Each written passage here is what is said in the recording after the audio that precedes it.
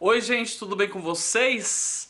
Bom, bem-vindos ao terceiro vídeo da série Submundo Literário. Hoje eu vou falar de um livro do Gil Gomes. Gil Gomes foi um grande jornalista, né? Então aqui está o livro. Gil Gomes conta os crimes que marcaram o Brasil, que abalaram o Brasil. O morto comanda a fuga. E aqui está a Ilha Anchieta.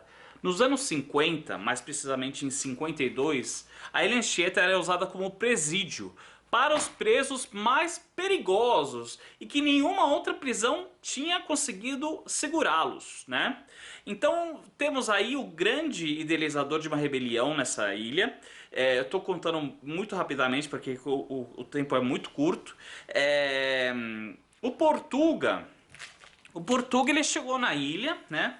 Porque ele tinha organizado em São Paulo, numa cadeia em São Paulo, tinha organizado uma fuga e ele tinha construído um túnel, né? Sem que a segurança percebesse. Então, assim, colocaram ele lá na ilha, falando, não, da ilha ele não escapa, porque ninguém escapa da ilha. Só escapa gente que tá morta, né? E aí, lógico, né, os presos eram maltratados, eram assim, muitos funcionários, soldados e tudo mais, eram assim, truculentos mesmo com os presos. Então assim, eram funcionários odiados pelos presos, odiados até a morte, né?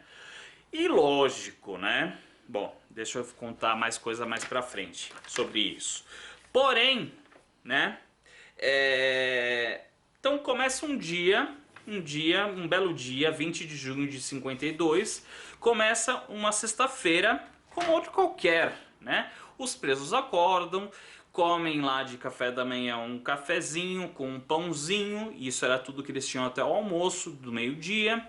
Bom, vão para a chamada, né? Logo após acordar, fazer a higiene básica e fazer a cama e tudo mais, vão para a chamada. Eram 353 presos que estavam lá até então. Só que um não respondeu a chamada. Quem faltou a chamada era um preso que era muito desengonçado, era um covarde, era um cara que era um gordinho, então ele não podia fazer tarefas muito fortes. Então assim, ele era encarregado de cuidar dos porcos, né? Era o Flores. E onde está o Flores, né? Ficou aquela coisa, né? Aquele burburinho. Cadê o Flores? Cadê o Flores? Bom, foram buscar o Flores, enquanto isso o dia tinha que prosseguir. Alguns líderes dessa rebelião, né? Foram para a fila dos que subiam o morro do Papagaio para cortar lenha. A lenha para usar, enfim, para usar na cozinha, para usar em vários lugares do presídio, né? E aí o que acontece? Um deles fez um sinal, pronto. Dominaram os guardas que estavam tomando conta daquela fila indiana, mataram um, mataram outro e aí começou a rebelião, né? Começou a rebelião e aí, enfim, começaram a matar. Primeiro, né, mataram esses dois soldados que estavam comandando, guardando a fila indiana do pessoal que ia cortar lenha. Depois desceram, esse pessoal desceu para a casa de armas, dominaram os soldados que estavam lá e aí começaram a truculência, né? Com as armas em mãos, começaram a matar um por um soldados. E aí acontece o seguinte, que tinha os dedos duros na prisão também, que tinham regalias na diretoria por serem dedo duros. E aí os colegas começaram a se matar, os presidiários começaram a se matar entre eles, né? Enfim, foi um festival de morte, né? O pessoal que era da guarda, que era da enfermaria, que era de... Enfim, todos os funcionários de lá tinham familiares também que viviam na ilha. E aí as mulheres, né, começaram a ser violentadas, perseguidas, violentadas e tudo mais.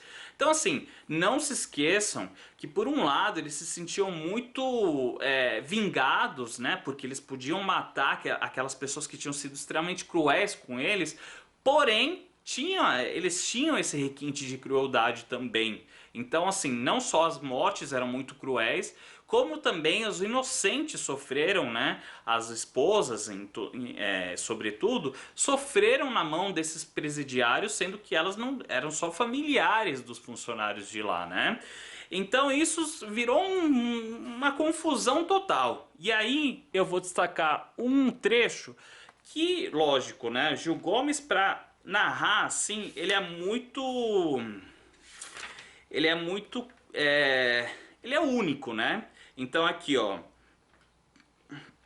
A confusão crescia. As mulheres de soldados e funcionários civis que moravam na ilha iam sendo perseguidas, apanhadas e barbaramente violentadas pelos presos, arrastadas e violentadas. Enquanto isso, outros presos queriam bebidas, mas não havia bebidas disponíveis. Para ganhar coragem, participar do horror que promoviam sem prestar atenção no sangue que aumentava a cada instante, eles invadiram o almoxarifado, pegaram vários tambores de álcool, vidros de éter, mais o que havia líquido e parecia compor uma mistura adequada e prepararam uma bebida que alguém chamou de batida da morte. A composição do pavio de cólera era mais ou menos formada por um tambor de 120 litros cheio de álcool misturado com éter, açúcar, água e limão. Os homens enfiavam a cabeça no tonel e saíam encorajados a fazer o que nem eles, marginais de longa data, julgados, condenados e obrigados a cumprir suas penas numa ilha a 10 km da costa, exatamente por serem perigosos, tinham coragem. Embriagados, drogados, querendo sangue, mais de 300 dos piores que São Paulo já reunira, agora encharcados de éter álcool, estavam completamente enlouquecidos, sem qualquer controle, doidos para cumprir uma vingança que jamais haviam imaginado possível. Então assim, virou aquela confusão só. Morto pra cá, morto pra lá, bêbado pra cá, bêbado pra lá. Enfim, são vários casos que ele vai narrando um por um. E aí o plano, o que era? O plano era...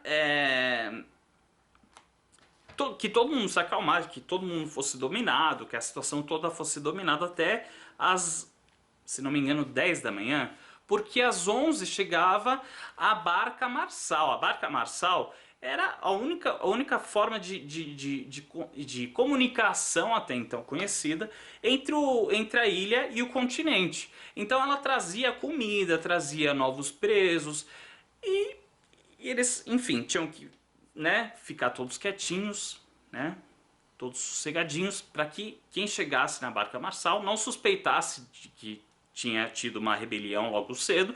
E aí eles iam dominar a barca, iam matar todo mundo que estava dentro, inclusive os presos novos que chegavam, e iam fugir para o Rio de Janeiro, né? A fuga até então era planejada para ir para Paraty.